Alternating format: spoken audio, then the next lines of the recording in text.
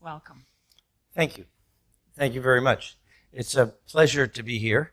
Um, I also want to thank everyone who organized this, in particular, not to just single him out, but Dr. Bill Burnett. I am amazed and awed by his organizational and leadership ability. I wish I could imitate it. Um, so thanks to everyone, Amy Baker and the rest of the committee. I'm not going to say all the names, we don't have time. I also like the big tent philosophy. Where is Bill? I don't see him.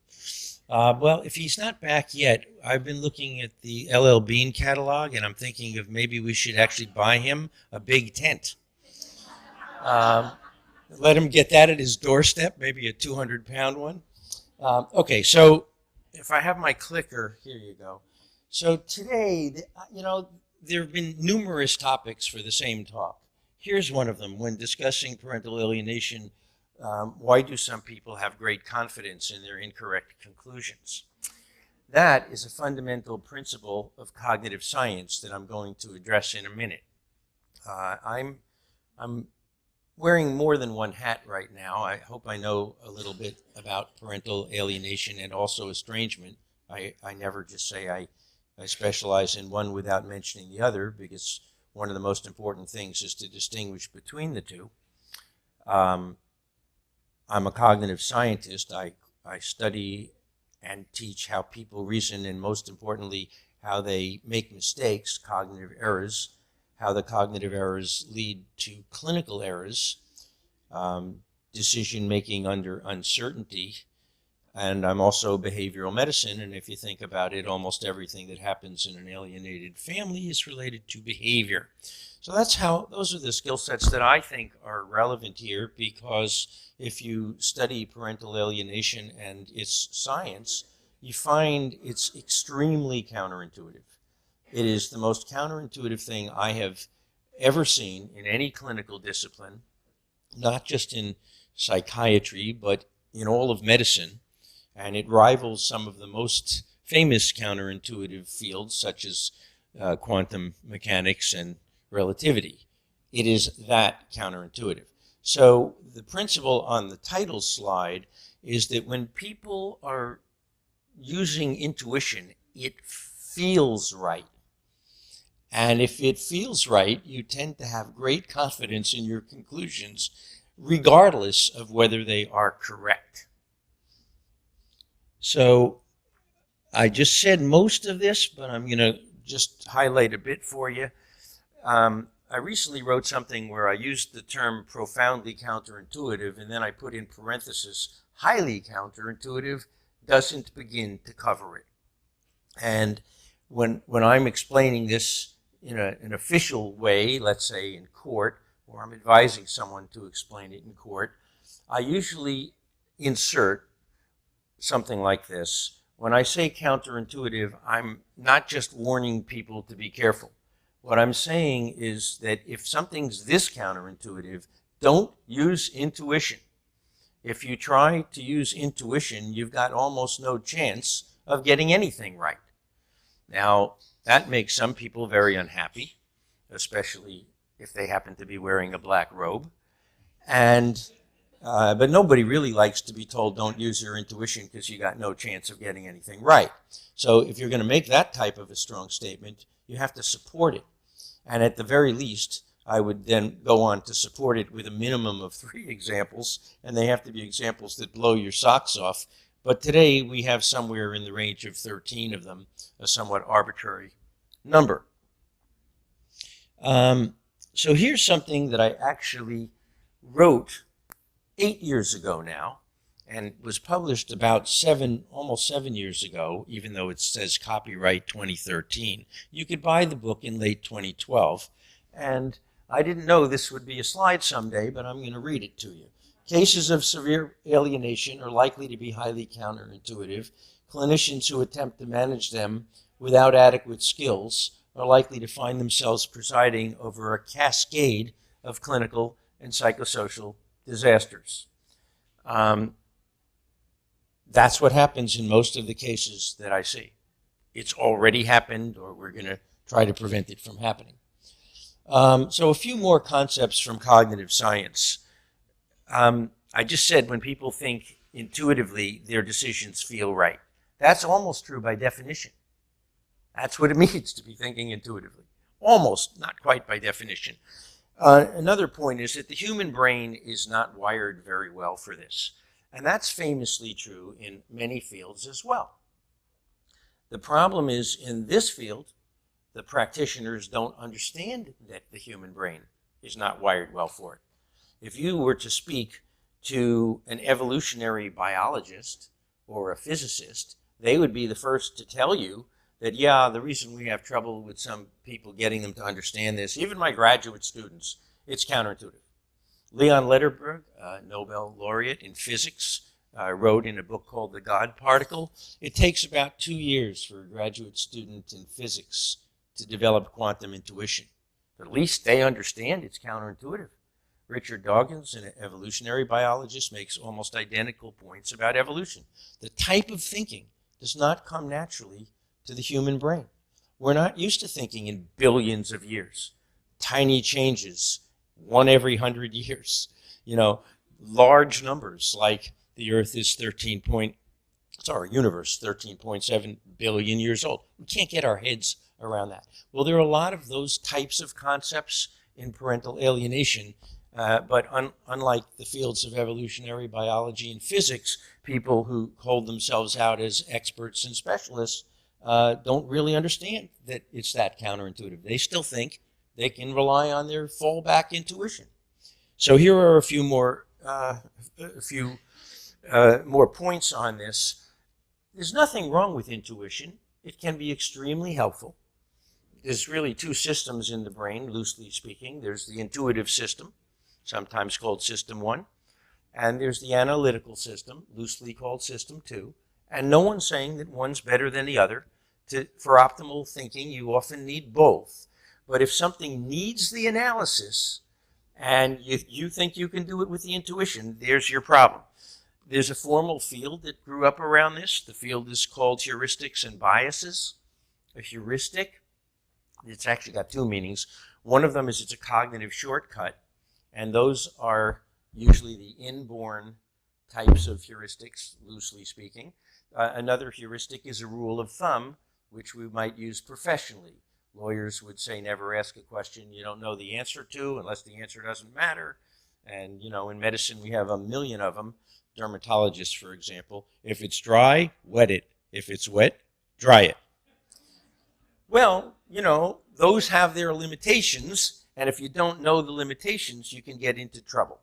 So in that, the book that I just showed you, where I have one chapter, thank you again to Dr. Baker for inviting me to write that so long ago, I coined a little phrase, I'm proud of this, simplistic heuristic thinking. Simplistic does not mean simple. It means you've simplified something to the point that it's not true anymore. And heuristic, as I just told you, is sort of rule of thumb. If you combine the two, you're going to get into a lot of trouble. And certain fields are heuristic based. And law is one of them, psychology is another, and medicine is somewhat a third. But in medicine, we beat the medical students to realize that's not literally true. A rule of thumb is not a rule. You know, we make a big deal about that. I'm not seeing quite the same emphasis in the other two fields I just mentioned. So if you want to read more about it, this is a great book. I've recommended it to about 25 people, some of them clinical psychologists, to drop a name. Randy Rand liked it so much that he went out and bought an audio copy to keep listening to back and forth in his car. In case anyone doesn't know, Randy is the founder and developer of Family Bridges and a psychologist. So a lot of people love this book.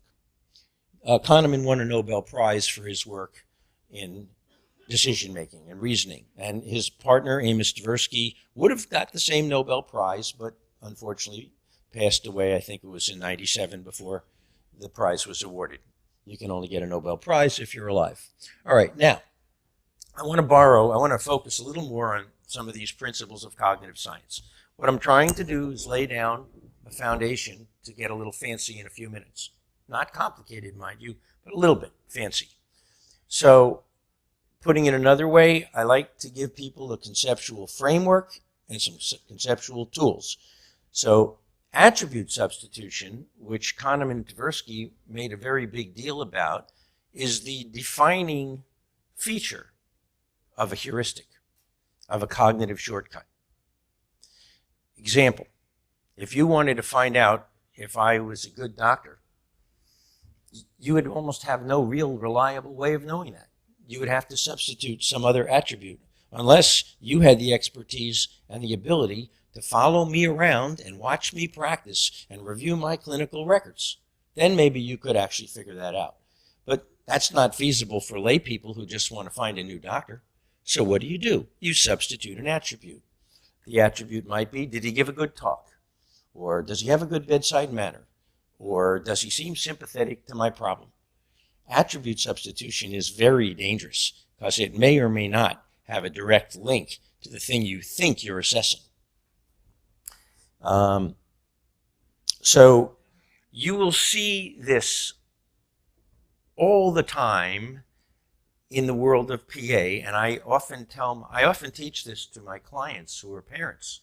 You think that the clinician who's evaluating you, maybe your custody evaluator or maybe your GAL, or maybe your own lawyer, you think they're going to take all this evidence and put it together like a computer. And then they're going to see how much of it there is, and they're going to say, oh, well, very obviously, this is alienation, not estrangement.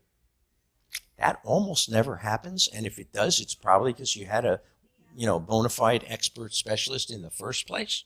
What does happen is attribute substitution. So I think I'm maybe one slide ahead of myself, but I don't want to go to it yet. When the brain finds, I have it here. Yeah, when the brain encounters a problem that it doesn't know how to solve or that it's not familiar with it, the brain just finds a simpler problem and solves that. That's attribute substitution. I just gave you an example. I have no way of telling if this guy Miller is a decent doctor. I know. I will watch his video on YouTube and see what I think.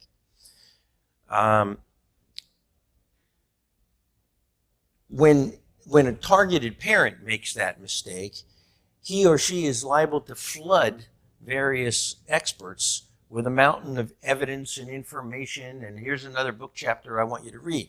But what's really going to happen is they're going to not like you. They've substituted the following attributes. Do I like this person? Does she seem too intense and obsessed? Does she talk too fast? Does she have psychomotor agitation? Is she a flexible thinker? Etc. And if you don't understand that, you're going to probably have a bad outcome. So in conclusion, here, the final bullet is a few of the things that we are not well wired to do. I saw Dan Kahneman interviewed once, and they asked him, was he pretty good at this stuff? And his answer is, nobody is particularly good at statistical thinking. The human brain is not very good at that. We're poor statistical thinkers.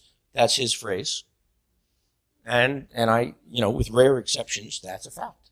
So statistical thinking, probabilistic thinking, risk assessment, and causation analysis are four absolutely critical skills in the science of PA, and most clinicians have no idea at all on a sophisticated level how to actually deal with that.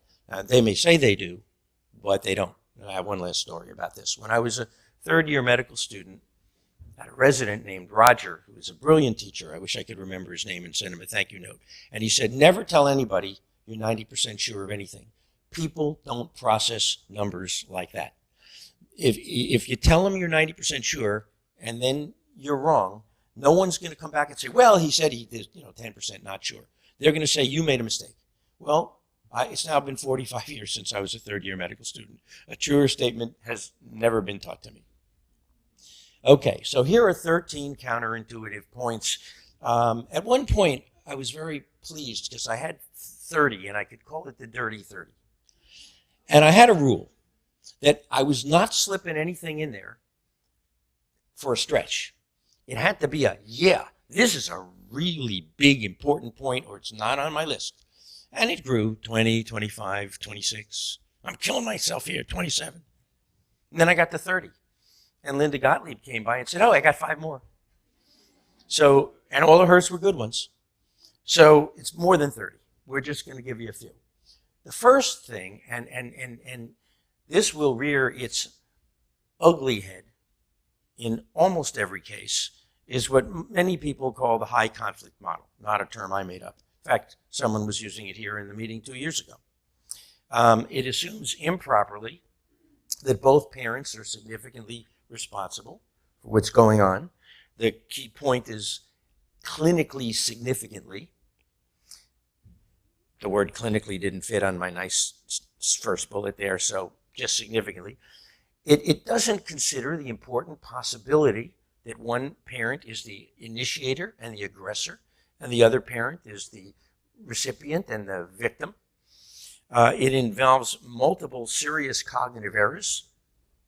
I summarize some of them as stereotyping errors, which has a fancier name that I'm going to skip. But basically it means, you know, you've mistaken a cat for a dog or an apple for an orange. They have similarities, but they're not the same thing. It's one of the worst mistakes you can make. And most people make it in the field. And by most, I mean almost everyone. Bad thing to do. Number 2. I've split this into 2 parts. It's really the same thing. Alienating parents typically present well, and targeted parents, not so much. And the reason for that is on the next slide, but the short version is that alienating parents tend to be the initiators. They're master manipulators. They're often accomplished liars. There's a lot of selection bias. Those who are not don't make it to the point where I'm your consultant, or you're in court, or you're getting the other parents losing. Selection bias. But as a rule, the targeted parents are no match for them. Targeted parents are basically normal, average, and the alienating parents are preternaturally good at things like manipulations. If you know a little bit about personality disorders, you might already be realizing that cluster B personality disorders are characterized by that. It's one of the defining features. Borderlines, narcissists, and sociopaths tend to be really good at impression management. They've had a whole, for psychoanalytic reasons I won't get into, or psychodynamic, they've had a lifetime of experience learning how to manipulate. Okay, now, I want to talk to you about 2 more cognitive errors. I'm drawing on the field of cognitive neuroscience to inform the discussion. So one of those errors is called the fundamental attribution error, if you look at the first check. And above that, I define it. So the fundamental attribution error means, by definition, that you're looking at behavior that in fact is situational or environmental or external to the person, and you mistake it for behavior that is dispositional or characterological or internal. You think that's who they really are. It's best explained with an example. We're hardwired to, if we see an angry person, our first thought is not, oh, I bet something bad happened to him. He wouldn't be like that normally. If it's a stranger, or even if it's not, your first thought is, there's an angry woman. There's an angry man. Stay away.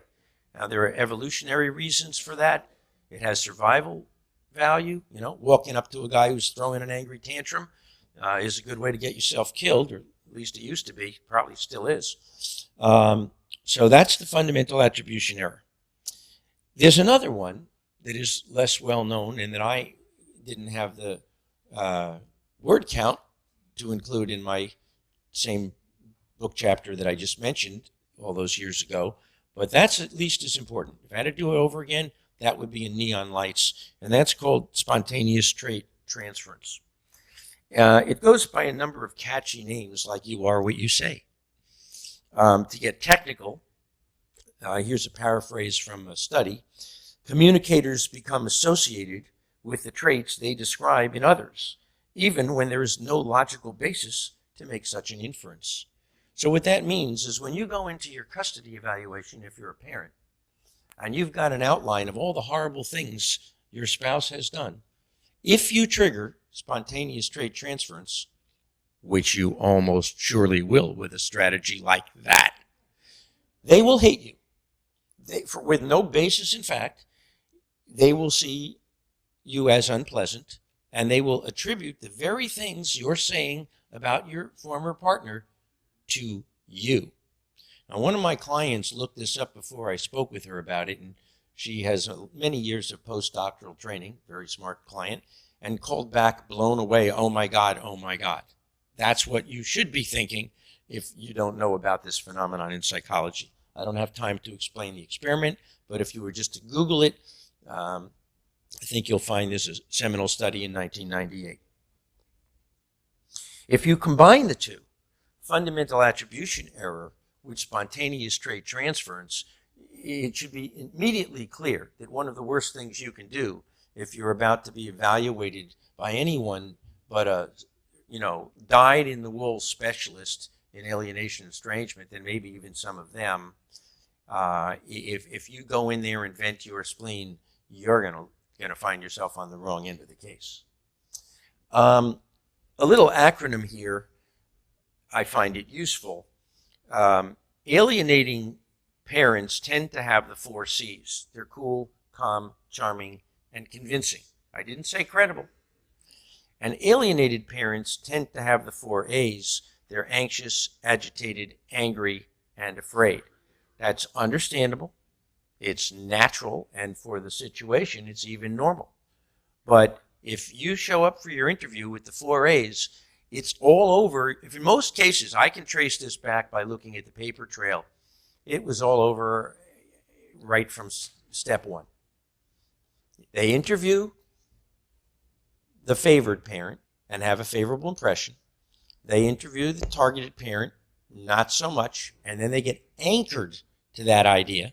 He's perfect, she's rotten. And then 5 other or 10 other cognitive errors kick in, including anchoring, something called the availability bias, representativeness bias, confirmation bias, and maybe 5 or 6 others. And it's almost all over for you. So word to the wise.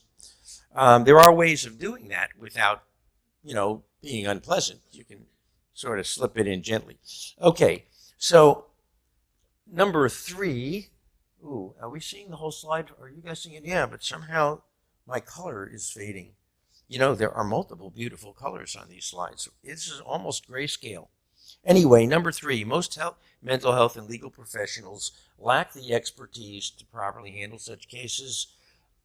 I'm not going to read you the rest of the slide. I think most in this room know that that's a very true statement. The reason for that is that to handle them well requires a sophisticated understanding of certain advanced clinical concepts, and those are not widely understood by most mental health professionals. So one of the concepts is conditional probability. Conditional probability, and I'm not going to go mathematical by any means in this talk or even this conference, but it basically means the probability of one thing given another thing. More technically, the probability of one event happening given that another event has already occurred. And if you think about it, almost everything related to a PA case is conditional probability. What's the probability of alienation versus estrangement given that the favored parent has the 4 C's and the rejected parent has the 4 A's? Well, I'm showing you how counterintuitive it is. An ordinary person would think that's powerful evidence in favor of the favored parent, but better pattern recognition would lead you to believe the opposite is true. But it's all conditional probability. What is the probability you're having a heart attack with that cardiogram? What is the probability you're having a heart attack if you've got pain down your right arm, but not your left?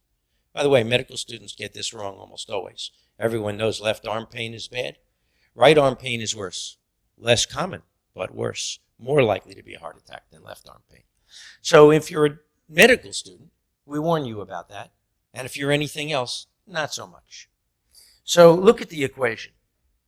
It's A equals B times C. I don't care how math phobic you are. If you can't understand that 6 equals 2 times 3, you really shouldn't be practicing any type of clinical anything. And I'm not buying that, oh, they won't like the math. Look, if you turn this into the simplest form, it's a fundamental principle of logic and probability. If you want to know the new odds of something, can you still hear me when I do this? Yeah, okay. Well, I'm not tall enough, so what did I waste my time for? I keep thinking I'm like 6'7" in my dreams. Okay, so if you want to know the final odds of anything, parental alienation, heart attack, Trump will win the next election, you have to take the prior odds, which is a ratio, 3 to 1, 10 to 1, 1 to 3, whatever, and multiply it by the weight of the evidence. Now, this might seem so obvious that you don't need to recognize it, but it isn't. And it isn't. Let me think how to explain this. We know it isn't because there's a name for failing to take the prior odds into effect. Another name for the prior odds is the base rate. And if you want to Google something interesting, Google base rate neglect. The human brain is hardwired to ignore or discount base rates. It thinks you can do it simply by looking at the evidence. That is an elementary error in clinical reasoning.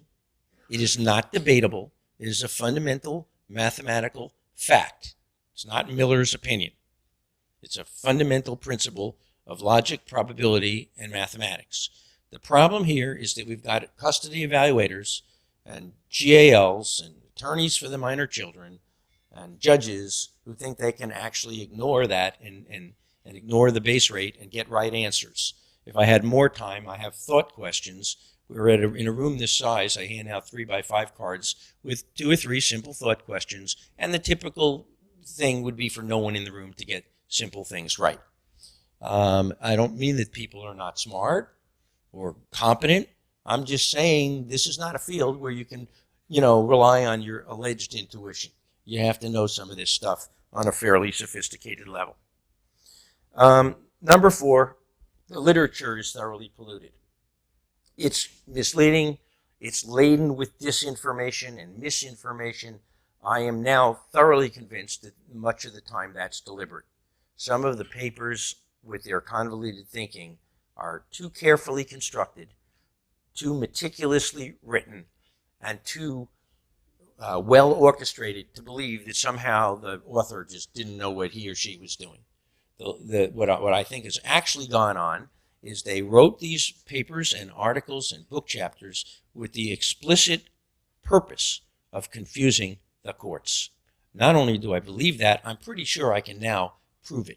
And better yet, I'm pretty sure I can prove it mathematically by showing that the probability of such a thing happening, this one and that one by chance, is so small that it can be ignored. Which brings me to one last bit of my example.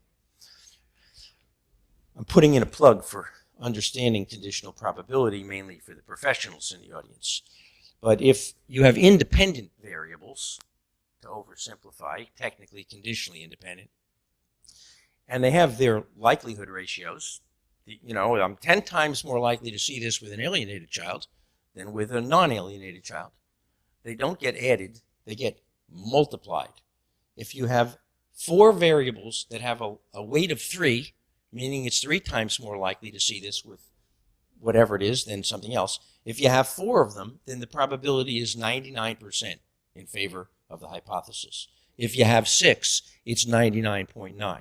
That is not only rare for a clinician who hasn't been trained specifically to understand, but when I point it out to them, they're blown away and they don't believe it.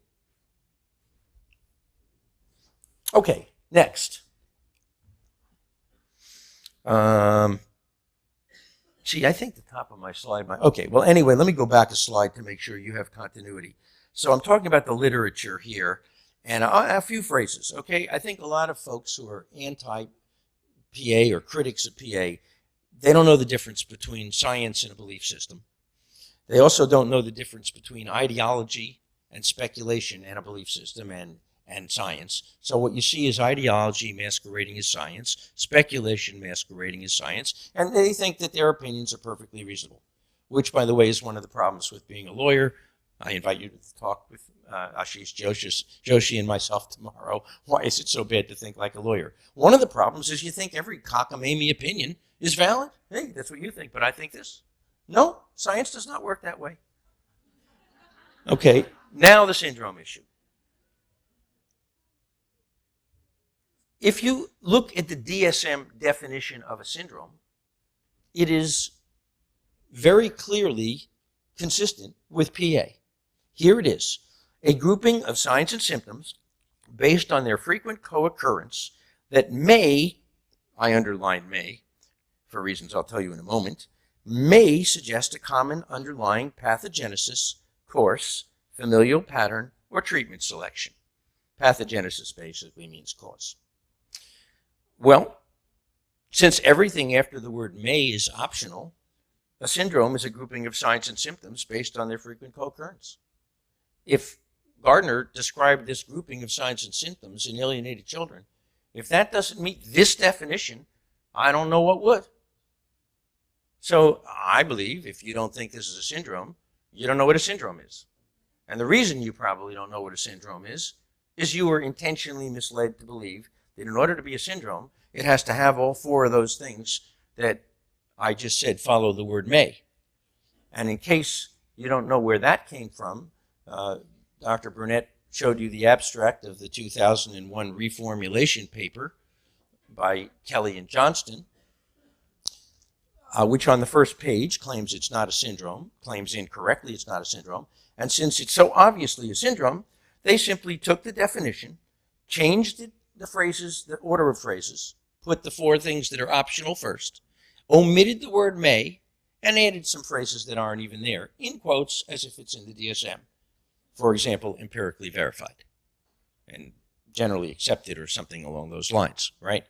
And then everyone says, oh, look, it's not a syndrome. Well, it's a syndrome. And if you don't believe that, here is a segment from the best-selling, well, I believe the best-selling textbook that is used to teach medical students this. I used one of the early editions in 1972 or 3. It's DeGowan's, nowadays called DeGowan's Diagnostic Examination. I have good reason to believe it's used by every medical school in the country. Let me read you what a syndrome is. For thousands of years, and I should add, every issue, I own several editions of this from the 1990s to date. I went and got them on Amazon, so I can, here it is, unchanged. For thousands of years, physicians have recorded recurring patterns of disordered bodily structure, function, and mentation that suggest a common cause. Each pattern receives a specific name. The underlining's mine. When a common etiology, meaning cause, and pathophysiology are confirmed, we designate the condition a disease. Other clusters of attributes, known by a combination of features not clearly related to a single cause, are called syndromes. I have personally heard so-called specialists in alienation testify in court that to be a syndrome, you have to have a known cause. That's the exact opposite. And when confronted with the fact that when AIDS was named a syndrome in 1982, they didn't know the cause, her answer was, well, that's the only exception. Really? And the judge bought it. I'm going to try not to say something disrespectful right now about the judge bought it. Okay. Now, the next thing that has been butchered in the literature is the holy hybrid hypothesis. Wait. Okay. I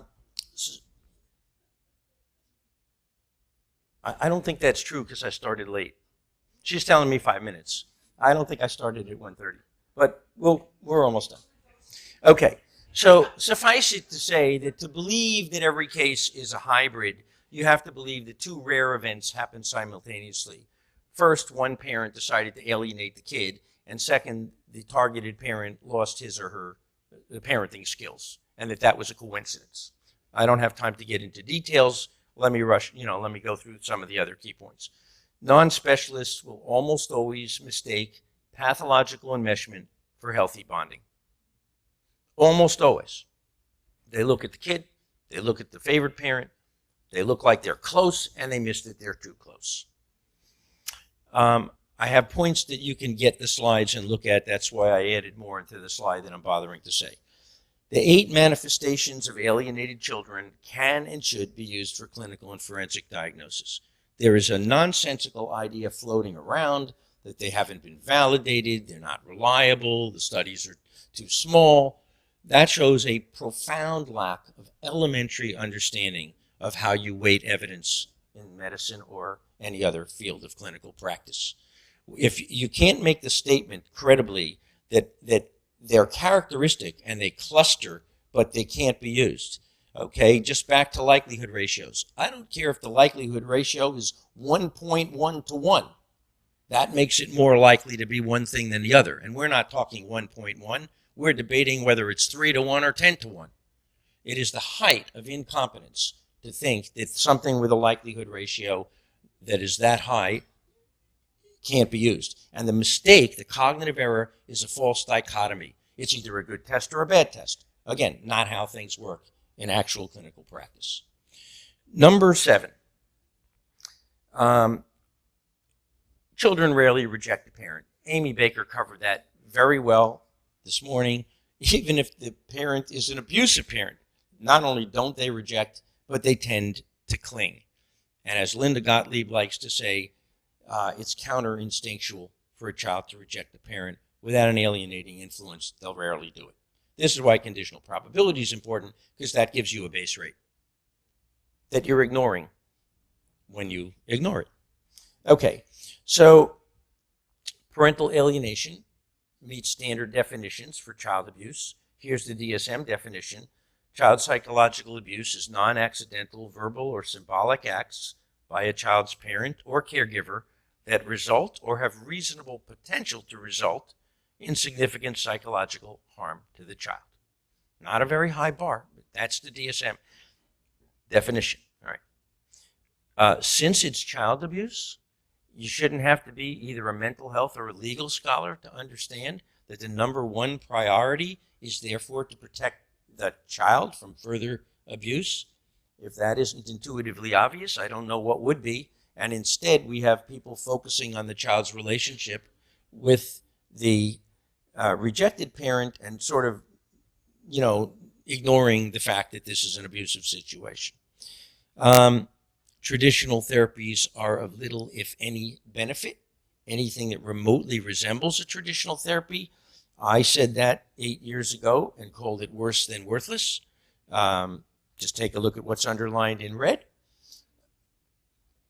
Claywar and Rivlin, basically, you heard this quote earlier today, our research continues to confirm that even under court order, traditional therapies are of little, if any, benefit in regard to treating this form of child abuse. That's 1,000 kids over more than 30 years. So what would make you think, Mr. Therapist, that you can overcome odds like that? That's base rate neglect and not understanding what a likelihood ratio is. Right there. Next, 11.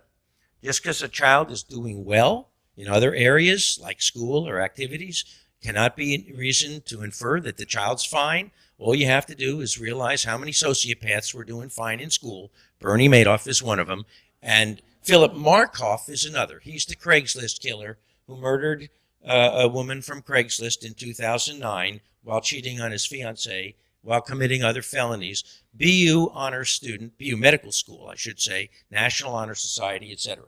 You can't know less about the sociology of sociopathy than to think that. You shouldn't be a decision maker if you think it either, by the way. Okay, 12 of 13. Age, to say a child is too old at the age of 16 or 17 shows another profound lack of understanding of the science. That's the wrong way to look at it.